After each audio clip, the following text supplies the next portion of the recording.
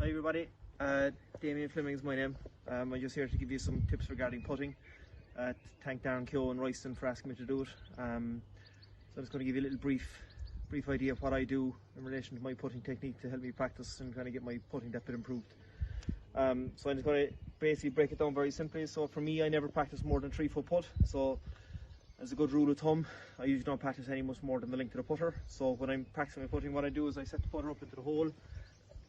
I generally come back and measure out, put a marker down, and that is literally the length of the putt that I will practice most times that I go on a picture book course. I will generally try and find a putt that's straight. I feel that that's a better way for developing confidence, and in my head putting is really about developing confidence. I do not have the purest putting stroke. I'm not going to pretend I do. So I suppose in essence I don't think putting is more about confidence, about having confidence in your stroke and believing what you're doing and trusting the process, as opposed to actually having the perfect putting stroke, because I don't think perfect putting stroke exists unless you're Tiger Woods or Ray Murphy. Other than that, I think it really just guesses you persevere with what you do. It's more of a kind of a natural eye. And I know this is primarily aimed at juveniles, so from that point of view I would like to say that most juveniles are probably better putters than most seniors, because they don't really overthink much about the putting stroke. They just kind of get up, see a line and hit the ball. So that's kind of what I want to try and work on. In essence, what I do is I put down the ball as if it's always going to be one putt. I never have more than one golf ball, it's always one golf ball. I put the ball down next to the marker and I would hit my putt as if it's a proper putt in a competition, the exact same way I would hit it, same process, nothing changes. If I take a practice stroke, I take a practice stroke. I happen to don't, but if you do, I would advise you to take your practice should be the exact same. Reason for that, and what you're actually trying to do is create a situation of when you get into a competition scenario and you have a putt from this distance, that you're comfortable in what you're doing, that you actually can just trust what you're going to do, hit the proper stroke and make the putt. Hopefully is what obviously you're going to miss them every so often, and that's okay too. It's all about putting yourself in that position and keep repeating the process, and if you have enough practice on repeating it, with time you will eventually start to hold the ones you want to make when you need to do so. So look, I'm going to hit 1 or 2 just to give you an idea of the kind of tempo that I hit with the putt. Hopefully they go in. If they don't, so we can just retake them and say they did.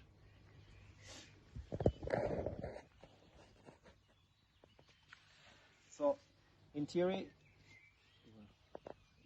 when I line up the putt, I stand from behind. Always, I never really overthink about it. I know this is a straight putt, so like this is Rock Lodge, so this is where the Intercounty's on, so I know this place quite well. I know this is a straight putt. I know it might only seem like 3 feet, but what people don't realise is that I'm going to try and do this until I miss.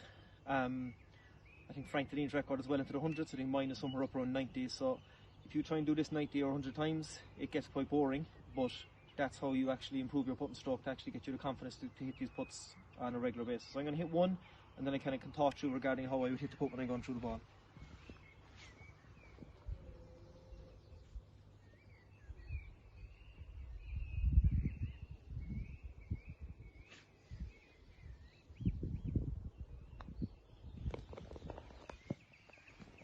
So in essence, what you're not seeing, I'm going to get my trusted cameraman to come over the other side.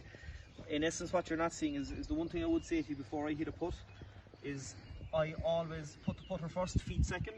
Some people I see going into a competition, they come in and they put the club down on their feet and they're putting the club after. I can't do that. For me, the putter has to be lined up first. I line the putter up at the hole, so in theory what I'm doing is I'm lining the putter up where I feel is right. Then I'm bringing my feet in where I feel. Now if you looked at this from behind, you see that my line is off. So that in theory would go against the rule of you have to have the perfect putting stroke. The way I see it is like this. I put the putter down, I put my grip in place, I have one look at the hole, I look back at the ball and I hit the putt straight away. I will never look at the hole twice, and if I do, I tend to step off the putt because that's not part of my process. And I know it might seem that I'm lying, but I will keep doing this over and over again until I miss, and then when I miss, I will start again. And the reason for that is there's 2 things. Years ago when I was starting off, my putting was far from good. Willie Maguire, God rest him, would have said to me, Willie Parker, God rest him, would have said to me that in theory what you're aiming to do is you're aiming to get a consistent putting stroke. So he would have said to me, Damien, 3 footers, 10 in a row, keep going till you make 10 in a row. And what might seem hard to believe is that back then I couldn't make 10 in a row, and it took a long time for me to get 10 in a row. And then when I got to 10, I said, right, let's get to 15, 20. So in essence I set my own targets, and I think that's what I would encourage you all to do. Yes, it's great fun when you're with somebody else to have a little putting comps and look for different distance, but in theory, when you get to get your stroke correctly, get yourself confident over putts, if you can make a 3 foot putt, there isn't much wrong with your putting stroke. The rest of it is just about timing and feel and that kind of thing. From my perspective, because I know Darren has asked me to do something a bit different, if I was going for a longer putt, I suppose just in essence it's the same process. Now this won't be made, but we'll try our best anyway. It's the same thing. I put the ball down, I'll always line the Pro V at the hole. Again, I step off, so again my routine will not vary, it will be the same at all times. I will put the putter down behind the ball with the line that I feel is going to break. So I'm not going to give you any breaks for rock lodge for all the seniors watching for the county, but I would trust me that I would know the line.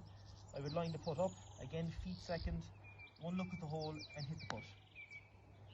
Not gone in, that's okay, you're not going to make them all. And again, it's the same process, so my routine will never waver. I have the same routine over and over again. In relation to reading greens, Darren has asked me just to do something about reading greens. I'm not someone, I read more by how I see a putt.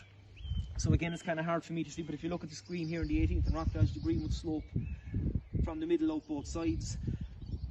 And again, knowing rock lodge, I'm not going to give too much away, but knowing rock lodge, I know that most things go to slope of the land.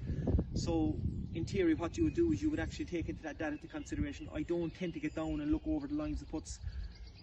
Ralph Quant in Holland would do an awful lot. I remember watching him one time when I was younger, watching him over, and he learnt, he walks an awful lot around the putts when he's reading them. He reads by his feet, so he looks at the lay of the land and things like that, and that sometimes can be a very good way of reading the green and how the ball might break.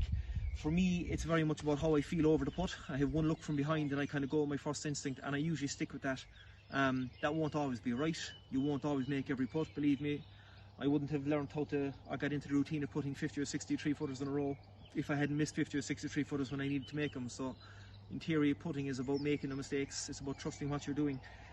And in relation to reading greens, my advice to you would be, go with your instinct. If you feel a putt is going to go left to right, hit it left to right.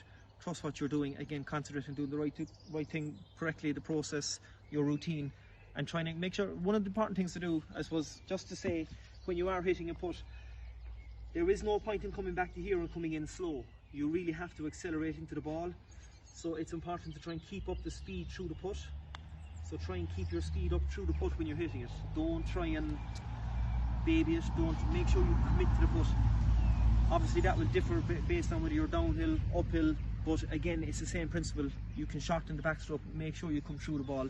Danny Looney, who's a member of my own club at home when I was growing up, you said, Damien, imagine you're hitting a thumbtack into the back of the ball, and the speed you would have to hit the putt to get the thumbtack into the ball, and that's what you have to do sometimes, especially in pitch and putt greens, because a lot of them can vary in speed. So it's important that you actually make sure you keep the speed up through the putt.